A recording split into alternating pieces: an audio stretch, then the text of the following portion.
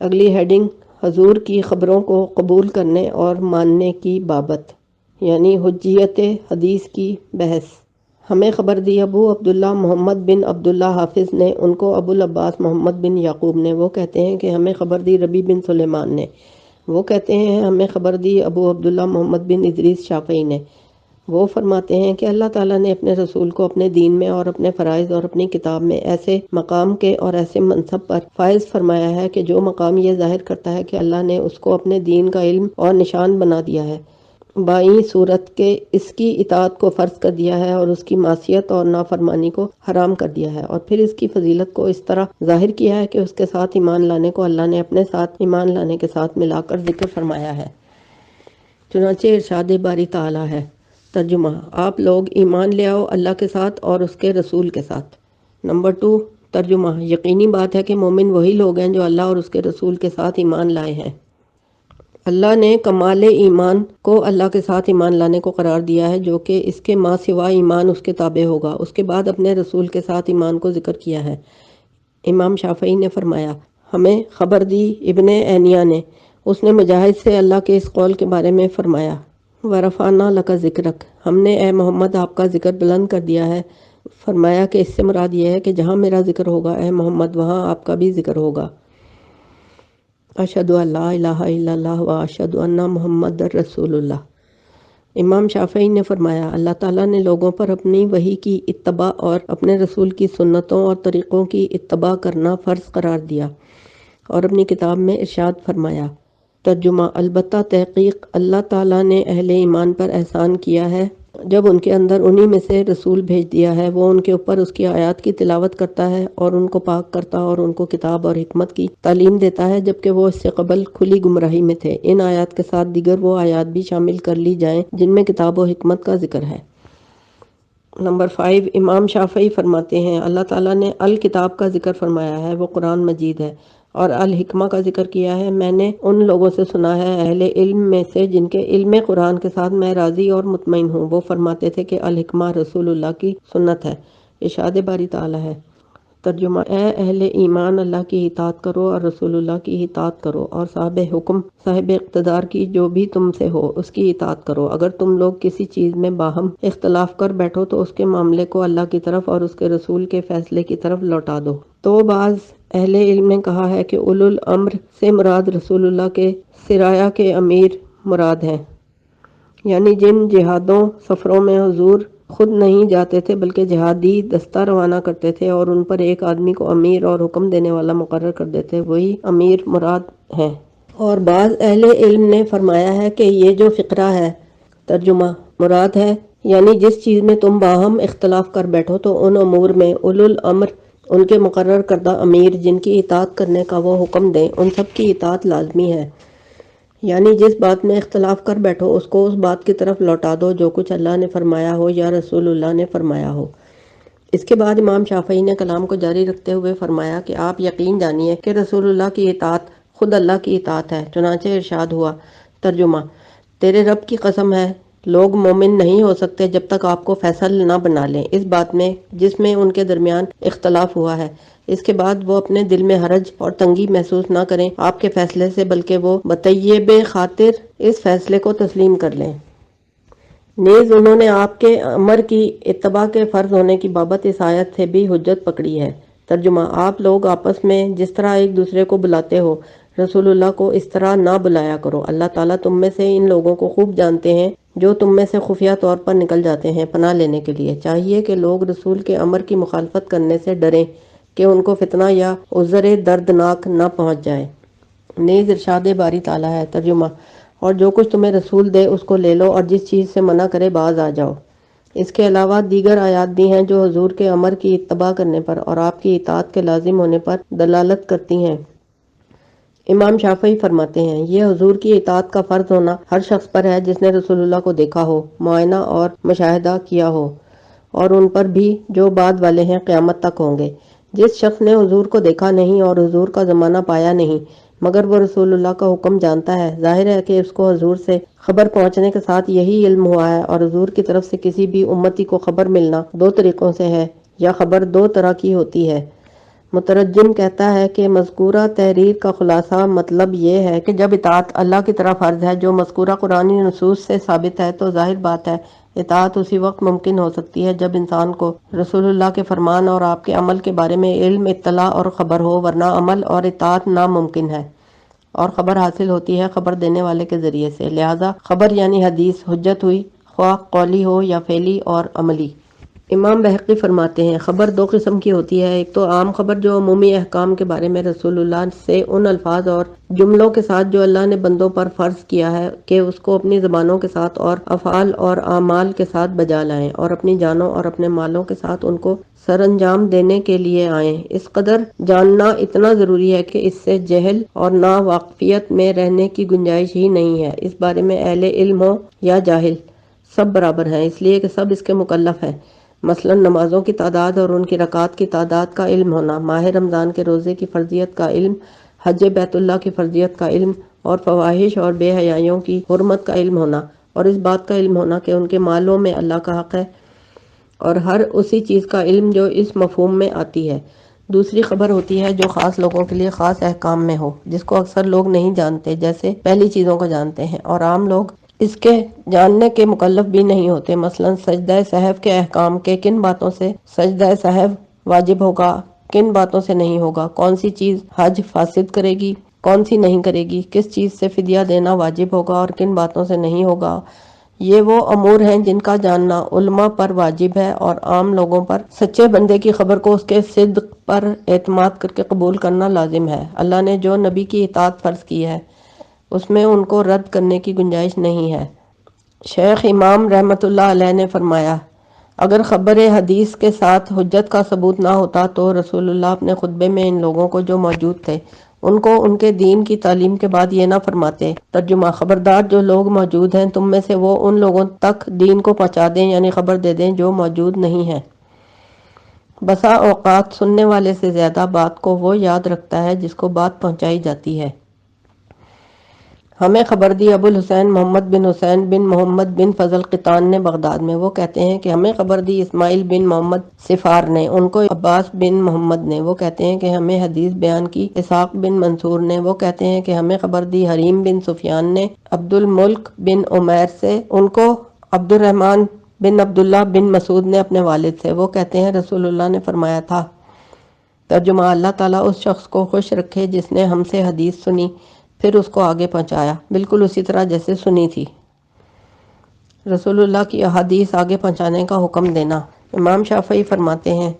جب رسول اللہ نے اپنی بات سننے اور اس کو ایسے آدمی تک پہنچانے کے لیے پکارا اور دعوت دی ہے جو اس بات کو اور حدیث کو ایسے شخص تک پہنچا دے جو اس کو محفوظ کرے، یعنی خطاب فرد کو یعنی واحد کو ہے، تو مطلب یہ ہوا کہ ہر فرد کو ہے، تو یہ بات اس بات کی دلیل ہے کہ حضور یوں ہی حکم نہیں فرما رہے تھے کہ ان کی طرف سے حدیث آگے پہنچائی جائے، مگر اسی بات کے لیے جس بات کے ساتھ حجت قائم ہوتی ہو اس شخص پر جس آدمی تک وہ بات اور حدیث پہنچائی جائے۔ نوٹ لکھا ہوا ہے یعنی حضور کی طرف سے پہنچنے والی خبر یعنی حدیث، اس پر بھی حجت ہے جس تک حدیث پہنچے، ورنہ حضور آگے پہنچانے کا بلا وجہ حکم نہ فرماتے۔ نمبر 3 ہمیں خبر دی ابو عبداللہ حافظ نے آخرین میں، انہوں نے کہا کہ ہمیں خبر دی ابو العباس نے، ان کو ربی نے، وہ کہتے ہیں کہ ہمیں حدیث بیان کی شافعی نے، ان کو سفیان بن عینیہ نے، وہ کہتے ہیں مجھے خبر دی سالم ابو النصر نے، اس نے سنا عبید اللہ بن ابو رافع سے، وہ خبر دیتے ہیں اپنے والد سے، وہ کہتے ہیں کہ رسول اللہ نے فرمایا۔ نمبر 4 ترجمہ البتہ ضرور ایک انسان تم میں سے ایسا ہوگا جو اپنے تکیے پر ٹیک لگائے بیٹھا ہوگا، اس کے پاس میرے حکموں میں سے کوئی حکم آئے گا جو میں نے کسی بات کا حکم دیا ہوگا یا کسی چیز سے منع کیا ہوگا، وہ کہے گا کہ میں تو نہیں جانتا حضور کے حکم کو، جو کچھ کتاب اللہ میں پائیں گے بس اسی پر ہم عمل کریں گے۔ یہ ہے ابو داؤد مسند احمد صحیح۔ شیخ نے فرمایا اور ہم نے روایت کی ہے مقدام بن مادی کرب سے یہ کہ نبی کریم نے خبر والے دن کچھ چیزیں حرام کی تھیں، ان میں سے ایک چیز تو گھریلو گدھوں کی حرمت وغیرہ۔ اس کے بعد حضور نے فرمایا ترجمہ قریب ہے کہ ہم میں سے ایک آدمی اپنے تخت پر بیٹھا ہوا ہوگا، اس کو میری کوئی حدیث سنائی جائے گی مگر وہ یہ کہہ کر منع کر دے گا کہ میرے اور تمہارے درمیان اللہ کی کتاب ہے، ہم اس میں جو کچھ حلال پائیں گے اس کو حلال سمجھیں گے اور جو کچھ حرام پائیں گے اس کو حرام سمجھیں گے، اور بے شک رسول نے بھی اسے حرام فرمایا ہے جیسے اللہ تعالیٰ نے حرام فرمایا ہے۔ یہ خبر ہے رسول اللہ کی طرف سے اس چیز کے بارے میں جو حضور کے بعد بدعتی ہوں گے اور وہ آپ کی حدیث کو رد کر دیں گے جس میں حضور کے بعد تصدیق پائی جائے گی۔ اگلی ہیڈنگ حدیث رسول اللہ پر معترض سے حضرت عمر بن حسین کی بحث۔ پوائنٹ 6، ہمیں خبر دی ابو طاہر فقیہ نے، ان کو خبر دی ابو بکر قطان نے، ان کو حدیث بیان کی ابو الازہر نے، ان کو محمد بن عالیہ انصاری نے، وہ کہتے ہیں کہ مجھے حدیث بیان کی ابو المنازل نے، وہ کہتے ہیں کہ میں نے سنا شبیب بن ابو فضالہ مالکی سے، وہ کہتے ہیں کہ جب یہ مسجد جامع تعمیر ہوئی تو اتفاق سے حضرت عمران بن حسین وہاں بیٹھے ہوئے تھے، لوگوں نے ان کے ساتھ شفاعت کا مسئلہ ذکر کیا تو وہاں بیٹھے ہوئے لوگوں میں سے ایک آدمی نے کہا، اے ابو نجید، بے شک تم لوگ ہمیں بہت ساری حدیثیں بیان کرتے ہو جن کی کوئی اصل ہم قرآن مجید میں نہیں پاتے۔ کہتے ہیں حضرت عمران ناراض ہو گئے اور اس آدمی سے کہنے لگے، اسلام کے ہر حکم کو قرآن میں تلاش کرنا غلط ہے، آپ نے قرآن مجید پڑھا ہے؟ اس نے جواب دیا کہ جی ہاں پڑھا ہے۔ حضرت عمران نے پوچھا کہ کیا آپ نے اس میں یہ مسئلہ پڑھا ہے کہ عشاء کی نماز کی 4 رکعت ہیں؟ کیا آپ نے قرآن میں یہ پایا کہ مغرب کی 3 رکعت ہیں اور صبح کی 2 رکعت ہیں اور ظہر کی 4 رکعتیں ہیں اور عصر کی رکعتیں 4 ہیں؟ اس شخص نے کہا نہیں پایا ہے۔ پھر حضرت عمران نے پوچھا کہ تم لوگوں نے یہ باتیں کس سے اخذ کی ہیں؟ کیا تم لوگوں نے یہ باتیں ہم یعنی اصحاب رسول سے نہیں اخذ کی ہیں اور سیکھی ہیں؟ اور ہم لوگوں نے یعنی اصحاب نے یہ سب باتیں اللہ کے نبی سے اخذ کی ہیں اور سیکھی ہیں۔ کیا تم نے یہ مسئلہ قرآن میں پایا ہے کہ 40 درہم میں سے 1 درہم ہے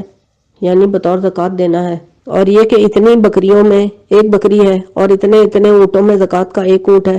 کیا تم نے یہ سب کچھ قرآن میں پایا ہے؟ اس نے کہا نہیں پائی یہ تفصیل۔ پھر انہوں نے پوچھا کہ یہ سب باتیں تم لوگوں نے کس سے حاصل کی ہیں؟ ظاہر ہے کہ ہم نے یہ سب باتیں نبی کریم سے سیکھی ہیں اور آپ لوگوں نے ہم سے سیکھی ہیں۔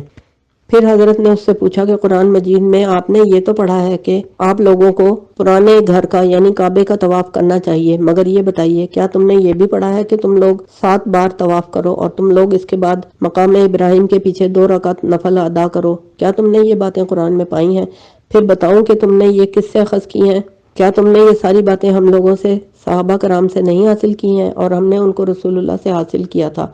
اور کیا تم لوگ ان کو ہم سے لے رہے ہو کہ نہیں؟ لوگوں نے عرض کیا کہ ہاں ہاں کیوں نہیں،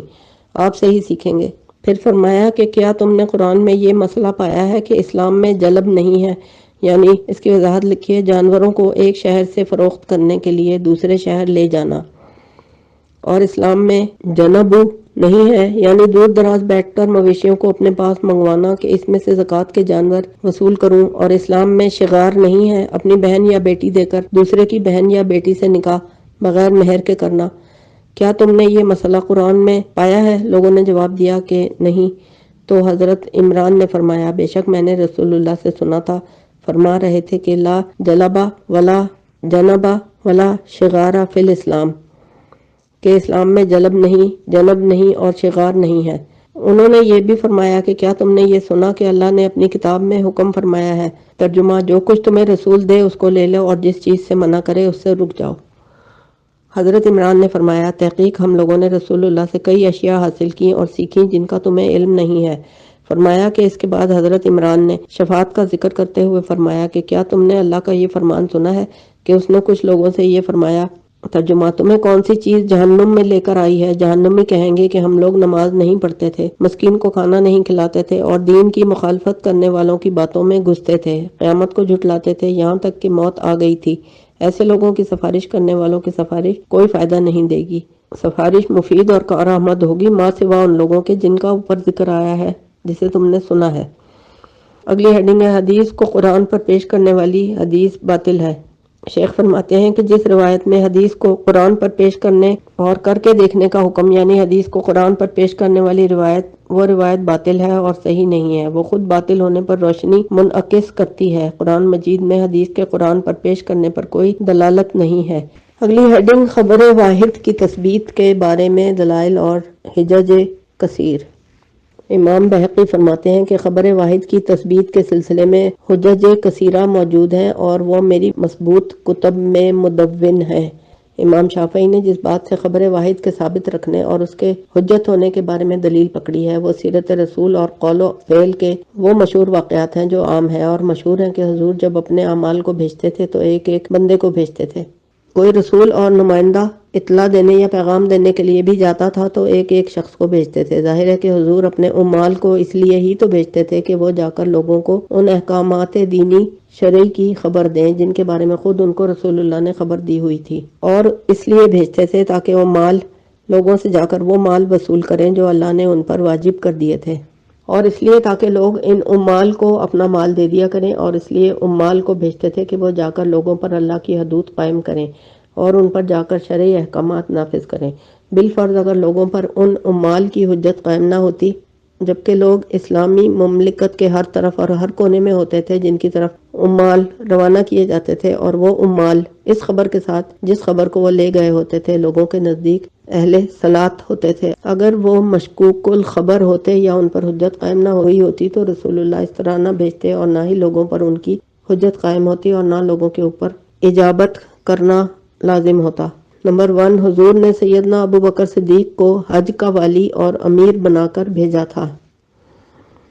نمبر 2، اسی طرح حضور نے حضرت علی کو سورہ برات کی ابتدائی آیات دے کر مشرکین سے اعلان بیزاری کرنے کے لیے مکے بھیجا تھا۔ نمبر 3، نیز حضرت معاذ کو یمن کا امیر اور گورنر بنا کر بھیجا تھا۔ پھر امام شافعی نے اس بارے میں تفصیلی کلام فرماتے ہوئے کہا کہ اگر وہ شخص یہ گمان کرتا ہے،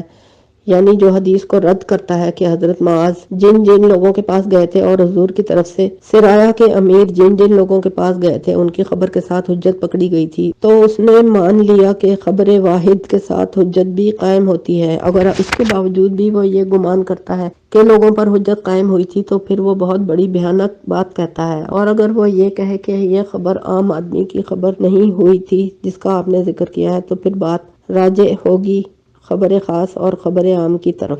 اگلی ہیڈنگ ہے ان لوگوں کے بارے میں جن کی خبر قبول کی جائے گی۔ ہمیں خبر دی محمد بن عبداللہ حافظ نے، وہ کہتے ہیں امام شافعی نے فرمایا کہ حجت اس وقت تک قائم نہیں ہوتی خبر خاصہ کے ساتھ حتیٰ کہ وہ کئی امور کو جمع کرے۔ وہ امور مندرجہ ذیل ہیں۔ نمبر 1، یہ کہ جس نے خبر خاص کو بیان کیا ہو وہ اپنے دین میں ثقہ ہو۔ نمبر 2، اپنے حدیث میں معروف بالصدق ہو، یعنی اپنی بات میں معروف بالصدق ہو۔ نمبر 3، جس خبر کو بیان کرے اس کو سمجھتا ہو۔ نمبر 4، الفاظ سے حدیث کے معنی کے حاصل کرنے کا عالم ہو۔ نمبر 5، حدیث بیان کرنے والا ایسا شخص ہو کہ وہ حدیث کو ایسے پہنچائے جن حروف کے ساتھ، جن الفاظ کے ساتھ اس نے سنی ہے۔ نمبر 6، اور وہ حدیث کو بالمعنی بیان نہ کرے، یعنی بعین ہی اصل الفاظ کو بیان کرے، صرف معنی اور مطالب نہ پہنچائے، اس لیے کہ وہ جب ان کے الفاظ کا لحاظ کیے بغیر صرف معنی اور مفہوم کو بیان کرے گا اور وہ اس بات کا عالم نہیں ہوگا کہ معنی میں اس سے کیا تبدیلی ہو جاتی ہے، تو وہ یہ بھی نہیں جانے گا شاید وہ حلال کو حرام سے بدل دے، اور جب وہ اس کو حدیث اور خبر کے اصل الفاظ کے ساتھ پہنچائے گا تو کوئی ایسی وجہ باقی نہیں رہے گی جس میں حدیث کے بدل جانے کا خوف کیا جا سکے۔ اگلا یہ کہ وہ شخص حافظ الحدیث ہو، اگر وہ حدیث کو اپنے حافظے سے بیان کرے، اور حافظ ہو اپنی کتاب اور تحریر کا، اگر وہ حدیث اپنی تحریر اور کتاب سے بیان کرے، جب وہ اہل حفظ کے ساتھ شریک ہو جائے گا حدیث میں تو اس کی حدیث ان کی حدیث کے موافق اور مطابق ہو جائے گی۔ اگلا یہ کہ وہ حدیث بیان کرنے والا مدلس ہونے سے پاک ہو، اور وہ غیر مدلس اس شخص سے حدیث بیان کرے جس سے وہ مل چکا ہو مگر وہ حدیث اس محدث سے نہ سنی گئی ہو، یا حدیث بیان کرے نبی کریم سے ان حدیثوں سے جو ثقہ لوگ اس کے خلاف حدیث بیان کرتے ہوں، اور اسی طرح ہو وہ شخص جو حدیث بیان کرنے والے کے اوپر ہو جنہوں نے اس کو حدیث بیان کی ہے، یعنی اوپر کے راوی مدلس نہ ہوں، یہاں تک کہ حدیث اسی طرح موصول نبی کریم تک پہنچائی جائے یا حضور کے علاوہ جس شخص تک پہنچائی گئی ہو اس لیے موصول ہی پہنچے۔ اس لیے ہر ایک ان میں سے مثبت ہے اس شخص کے لیے جس نے اس کو حدیث بیان کی ہے، اور مثبت ہے اس پر جس سے وہ خود حدیث بیان کرتا ہے۔ امام شافعی نے فرمایا کہ محدثین میں سے وہ شخص جس کی غلطیاں کثیر ہوں اور اس کے پاس کسی صحیح کتاب کی اصل بھی نہ ہو، اس کی حدیث قبول نہیں کی جائے گی، جیسے اس شخص کا معاملہ ہوتا ہے جو شہادتوں میں اکثر غلط بیانی کرتا ہے کہ اس کی شہادت قبول نہیں کی جاتی۔ شیخ حلیمی کا قول۔ شیخ فرماتے ہیں کہ وہ لوگ جن میں یہ مذکورہ بالا شرائط پائی جاتی ہیں اور وہ جو ان شرائط پر پورے نہیں اترتے، اور وہ لوگ جو کذب فی الحدیث سے متهم ہیں اور جن پر حدیث گھڑنے اور وضع کرنے کی تہمت ہے، سب کے نام تاریخ میں درج ہیں، اہل علم کو معلوم ہے۔ امام شافعی کا قول۔ امام شافعی فرماتے ہیں نہیں استدلال کیا جاتا اکثر صدق حدیث اور کذب حدیث پر مگر صدق مخبر اور کذب مخبر کے ساتھ مگر خاص قلیل حدیث میں۔ خاص قلیل والے استثناء کو قول سابق میں امام شافعی نے جو استثناء کیا ہے اہل حفظ میں سے حاذق اور ماہرین کے سوا کوئی واقف نہیں ہو سکتا۔ کبھی صدوق بھی پھسل جاتا ہے اس میں جس کو وہ لکھتا ہے اس پر، لہٰذا اس کی حدیث دوسری حدیث میں داخل ہو جاتی ہے، سو وہ حدیث ایسی ہو جاتی ہے جو ضعیف اسناد کے ساتھ مروی ہو مگر صحیح اسناد کے ساتھ بھی مرکب ہو۔ اگلی ہیڈنگ محدثین کو صحیح اور غیر صحیح حدیث کی معرفت کیسے حاصل ہوتی ہے۔ نمبر 1، اور کبھی قلمی لغزش ہو جاتی ہے، کبھی سماعت بھی خطا کرتی ہے، کبھی حافظہ بھی خیانت کر جاتا ہے، لہذا شاذ روایت کو حدیث میں سے روایت کرتا ہے بغیر قصد کے تو اس کو اہل سنت پہچان لیتے ہیں۔ اللہ تعالیٰ نے جن کو رسول اللہ کی سنتوں کی حفاظت پر مقرر فرما دیا ہے، اللہ کے بندوں کے لیے ایسے شخص کو یہ معرفت حاصل ہوتی ہے اس کے کثرت سماع اور اہل علم کے ساتھ لمبی صحبت اور ہم نشینی سے اور ان کے ساتھ اس کے مذاکرہ کرنے سے۔ اس کی پہلی مثال ایسی ہے جیسے ہمیں خبر دی ابو عبداللہ حافظ نے۔ وہ کہتے ہیں کہ میں نے عبد الرحمن بن مہدی سے کہا آپ صحیح حدیث کو غلط سے کیسے پہچانتے ہیں؟ انہوں نے فرمایا جیسے طبیب دیوانے اور پاگل کو پہچانتا ہے۔ ہمیں خبر دی ابو سعد احمد بن محمد مالینی نے۔ وہ کہتے ہیں کہ ایک آدمی عبد الرحمن بن مہدی کے پاس آیا اور کہنے لگا اے ابو سعید، آپ کہتے ہیں کسی شے کے بارے میں کہ یہ صحیح ہے اور یہ ثابت نہیں ہے، آپ کس وجہ سے ایسے کہتے ہیں؟ عبد الرحمن نے کہا کہ آپ یہ بتائیے کہ اگر آپ سکوں اور رقم کے پرکھنے والے کو لے آئیں اور اس کو اپنے درہم دکھلائیں اور وہ کہے کہ یہ جید ہے اور یہ ستوق ہے اور یہ بھرج ہے، تو آپ کیا اس سے یہ سوال کریں گے کہ کیوں اور کیسے، یا اس کی بات کو تسلیم کر لیں گے؟ اس نے کہا کہ بلکہ میں معاملے کو اس کے سپرد کر دوں گا۔ انہوں نے فرمایا کہ یہ معاملہ بھی اسی طرح کا ہے، لمبی صحبت یا لمبی بحث یا علم و معرفت۔ عبد الرحمن بن مہدی، ولادت 135 ہجری، وفات 198 ہجری، حافظ الحدیث تھے، علم کے امام تھے۔ امام شافعی نے فرمایا میں اس کی مثال پوری دنیا میں نہیں جانتا۔ اگلی ہیڈنگ ہے سند حدیث کی اہمیت۔ نمبر 4، ہمیں خبر دی محمد بن عبداللہ حافظ نے۔ آپ کو یحییٰ بن معین نے، وہ فرماتے ہیں کہ اگر حدیث کے ماہرین پرکھنے والے نہ ہوتے تو ستوقت اور کھوٹے سکے شریعت کو روایت کرنے میں کثیر ہو جاتے۔ آپ جب پسند کریں آ جائیں، جو حدیث آپ نے سن رکھی ہو لے آئیں،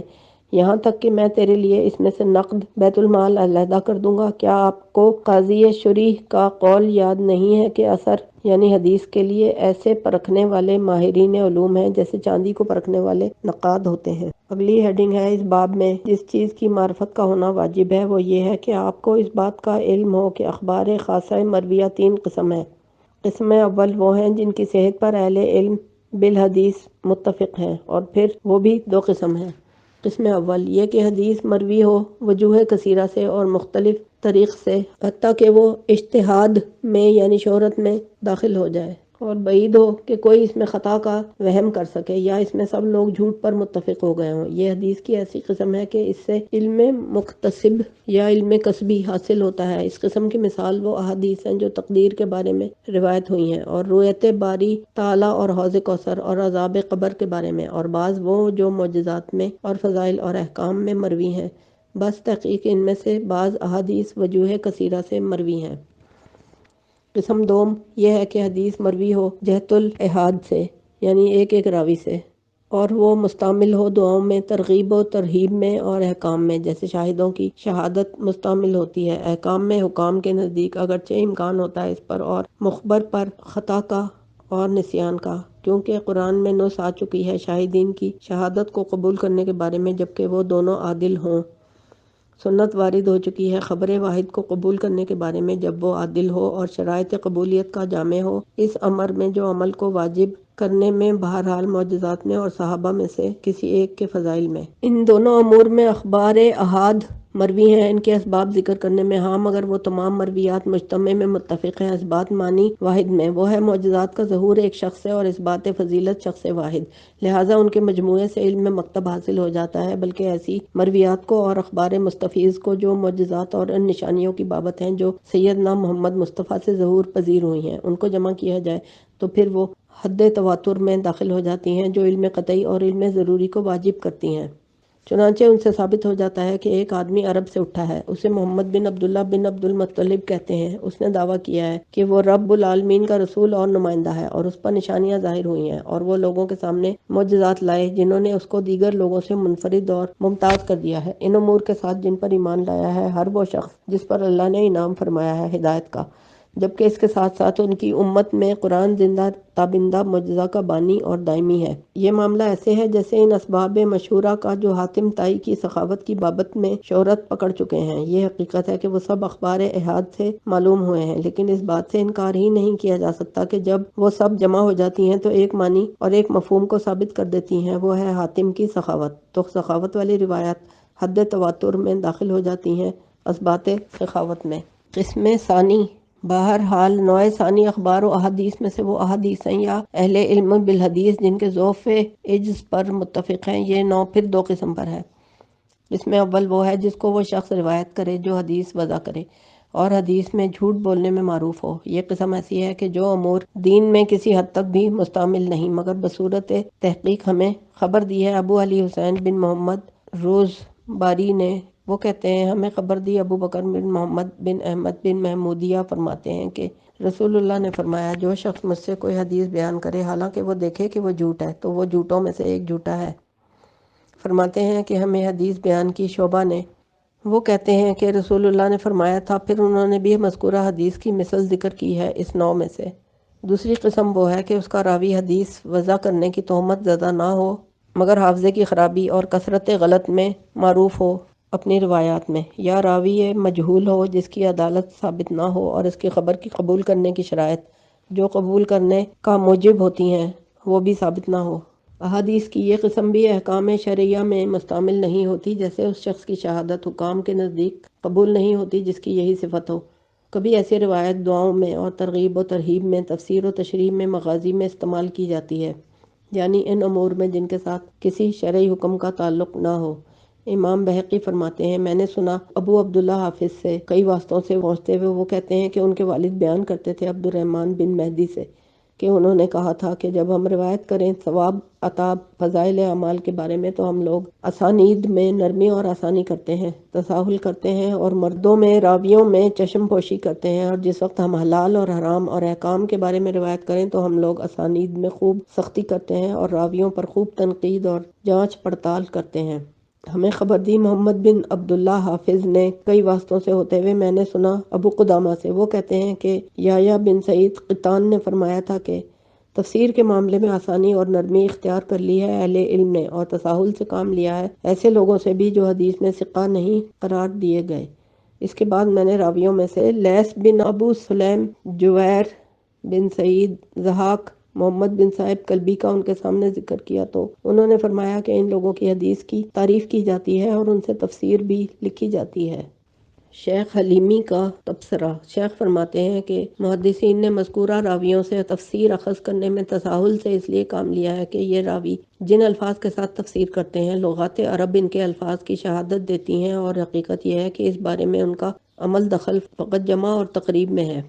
ہمیں خبر دی ابو عبداللہ حافظ نے کئی وسیلوں سے، وہ کہتے ہیں کہ میں نے سنا احمد بن حنبل سے، ان سے سوال کیا گیا جب وہ ابو النضر کے دروازے پر کھڑے تھے، انہوں نے کہا کہ ہاشم بن قاسم کہتے ہیں کہ ان سے کہا گیا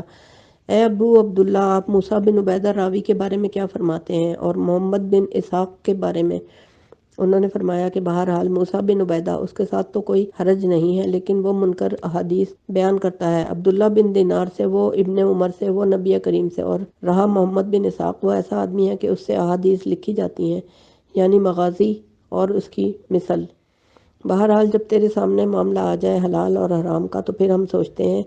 ویسے لوگوں کو یہ کہہ کر ابو الفضل یعنی عباس نے اپنے ہاتھ کی 4 انگلیاں دونوں ہاتھوں کی بند کر لیں اور انگوٹھے کو شامل نہ کیا۔ مراد یہ تھی کہ حرام و حلال کا معاملہ ہو تو پھر ہم ان راویوں سے یوں اپنے آپ کو روک لیتے ہیں اور بند کر لیتے ہیں۔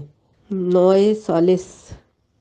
بہرحال نوع ثالث احادیث میں سے وہ حدیث ہے جس کے بارے میں اہل علم بالحدیث مختلف ہو گئے ہیں اس کے ثبوت کے بارے میں کہ آیا وہ حدیث ثابت ہوئی بھی ہے یا نہیں۔ بعض اہل علم تو ایسی احادیث کو ضعیف قرار دیتے ہیں اس لیے کہ ان کے نزدیک اس کے بعد راویوں میں جرح ظاہر ہو چکی ہے اور بعض سے جرح پوشیدہ رہی یا اس کے حال پر واقف نہیں ہو سکے جو اس کی خبر کو قبول کرنے کا موجب ہو۔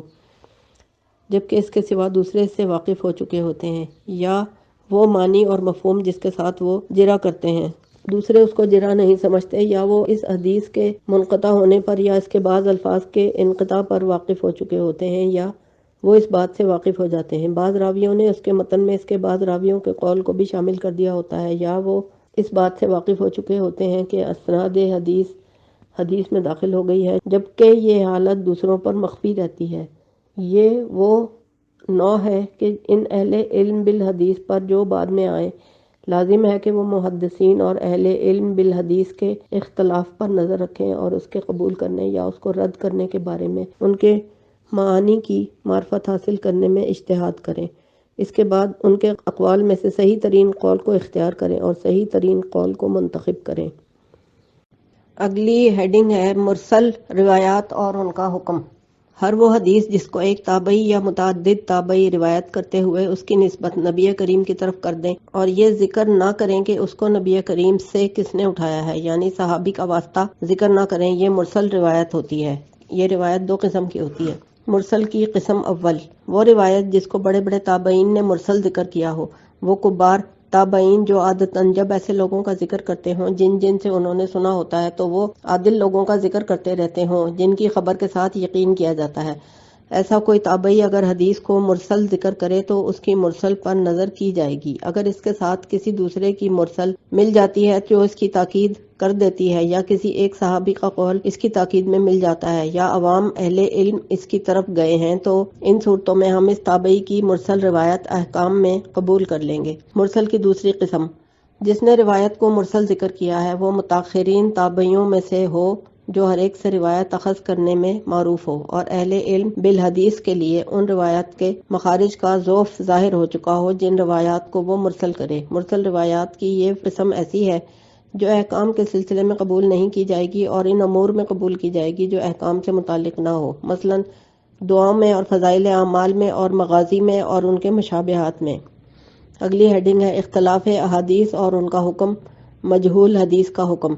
ہمیں خبر دی ابو عبداللہ حافظ نے، ان کو حدیث بیان کی ابو العباس نے، ان کو ربی نے۔ وہ کہتے ہیں کہ امام شافعی نے فرمایا جب بھی دو حدیثیں اٹھائی جائیں اس صورت کے دونوں اکٹھے استعمال کی جائیں گی تو وہ اکٹھے ہی استعمال ہوں گی اور ان میں سے ایک دوسری کو معطل نہیں کرے گی۔ جس وقت نہ احتمال رکھیں دو حدیثیں مگر اختلاف کا،